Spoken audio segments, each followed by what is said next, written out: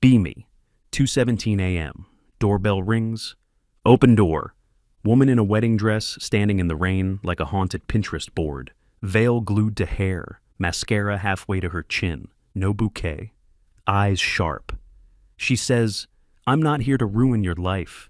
Immediately feels like she's here to ruin my life. She says she just needs somewhere that isn't there. Lightning flashes. Dress soaked through. She looks furious about the cliche. Step aside. Come in before you catch pneumonia. She stares, then whispers, "Thank you."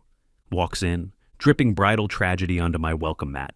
Hand her a towel, hand her a hoodie, hand her the most neutral blanket I own. It's gray, like my personality. She wraps up. She goes, "Thank you for taking me in. Can I ask you for something? 1, don't ask my name.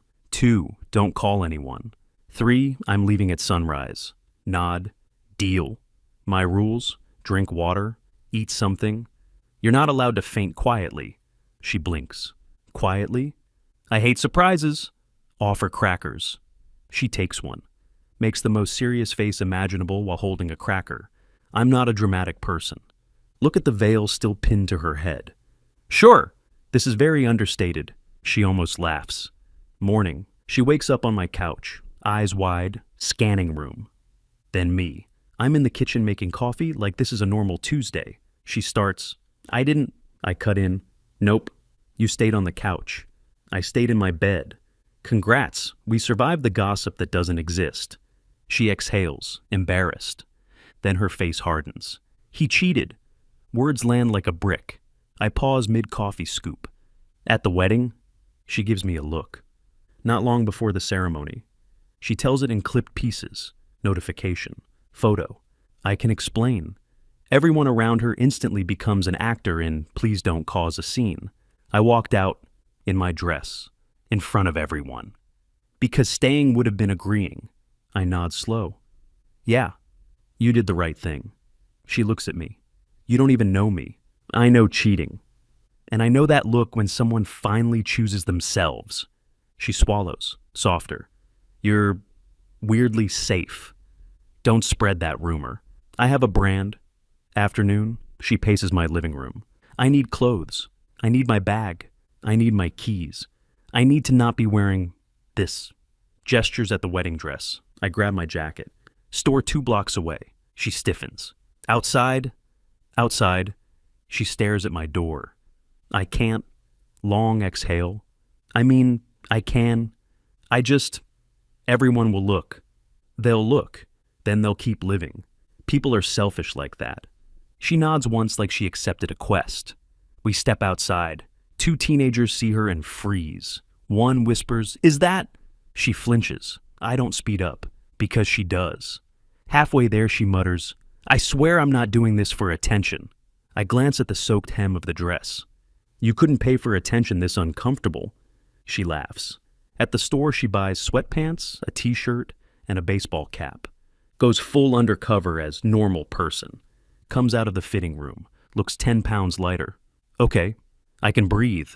Sunset. The calls start. Not him at first. Bridesmaids, cousin, people who just want to talk. Her hands shake when her phone lights up. She doesn't answer. Then the text hits. "Please, just let me explain." Her face goes blank in that controlled way. I keep my voice calm. "Do you want to respond?" "No." Instantly, then smaller. I want him to feel what I felt. The drop. She stops, jaw clenched. "Okay. We do practical." I grab a notepad like I'm evolving into a middle-aged dad. Step 1, call bank. Freeze shared stuff. Step 2, get your things in daylight with someone there. Step 3, block anyone who can't respect no. She watches me write. "You're good at this." I'm good at paperwork. It's my most embarrassing skill. She snorts, then whispers, "Thank you." Later, knock downstairs, voices in the hallway. She goes completely still. I stand up and lock my door. She stares, eyes wide. "You're not scared?" I'm scared of my rent increasing. People don't impress me. She smiles. Night.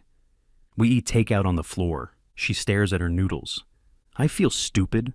For what? For not seeing it sooner. For planning a life with someone who could do that and still look me in the eyes. Voice tightens. And the worst part? Everyone wants me to be polite about it. I nod. Yeah. People love forgiving men they're not dating. She laughs once. My mom said, don't throw it away over one mistake. Her eyes burn. One mistake is forgetting a meeting. Not cheating. She looks like the word is glass. I keep my voice gentle. You didn't run because you're weak. Her mouth trembles. Then why does it feel like I'm falling apart? Because you had a whole future in your head. And it died in one text message. Silence sits between us. She turns toward me slowly. Why are you being so steady? You don't even know me. Shrug. Somebody has to be. And you already did the hardest part. You left. She leans closer, just a fraction. My heart starts sprinting. Moment stretches. My stomach growls loud. She stares. I stare back.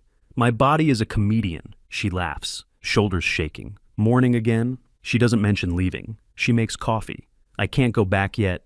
Then don't. I've already gotten used to you. And for me, this isn't usual either. She flinches. I'm not asking to move in. I know. But you can stay. She studies me. Why? Because I'd rather you be safe than brave. That earns a look. Later she calls work, schedules getting her things with a friend present, blocks numbers with ruthless efficiency. I quietly respect it. Evening. We go to the park, baseball cap, low, hoodie up, 2 coffees, stranger passes, double take. She stiffens. Without thinking, I shift a little closer. She exhales. You're doing that thing. What thing? The steady thing. Like you're reminding my nervous system it can relax. I swallow. Is it working? She glances at me. Yeah. We sit. Our shoulders touch. She doesn't move away. Weeks later. Wedding dress is gone, not trashed in rage. Donated. Ex stops trying. Mom stops calling every day. World gets bored, because it always does. And she still shows up, not as a permanent resident, but as a person who appears in my kitchen at midnight. One rainy night. We stand by the window, streetlights blur in the water. She says, "Do you think I ruined everything?" I turn to her. No. You saved everything that mattered. She looks at me for a long time, then very quietly. I didn't run away from a wedding. I wait. I ran toward my life. She steps closer, breath steady now. And somehow, you're in it now. I just say, good. She smiles, then kisses me like the rain can't touch us anymore. That feeling when 2:17 a.m. becomes the start instead of the end.